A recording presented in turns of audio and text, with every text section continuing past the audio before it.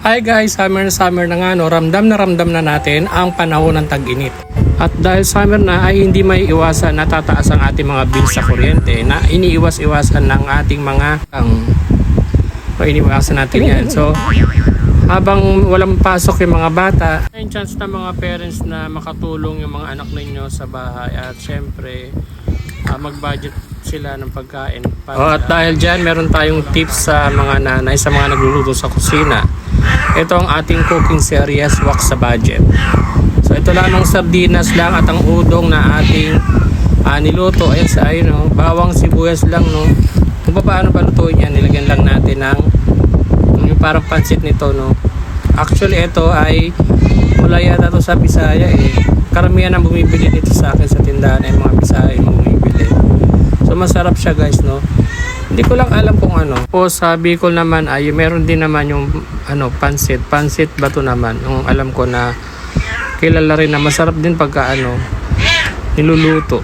Yun guys no, pag niluluto natin to tatlong tubig kasi nilagay ko dito sa lata. Pagka natuyo tong pansit na to nagtutubig, hindi siya wala nang sabaw. Kailangan siguro kalahati lang nung udong. Kalahati lang kasi nawawala na yung sabaw niya eh. Kung gusto niyo na may sabaw, kaya nasa sa inyo na yun. Ito pang servings ito mga pang 4 or pang 5. Kung meron pa kayo ibang optionals na may ulam, pwedeng pandagdag nyo lang ito. Yung ganun. Guys, luto na yata luto na yung udong. Sardinas, ayan, isa servings na ilalagay na sa mangkok. Ayan. Masarap siya pero pagka natuyo na to guys wala na yung sabaw kasi ina-absorb ng pansit. Kailangan lalagyan niyo ng maraming sabaw para mawala naman siya ng lasa. So habang mainit guys, kainin niyo kasi hindi na siya masarap pagka pag malamig. Kailangan ito kasi malansa di ba yung sardinas. Ayan na ni Kuya.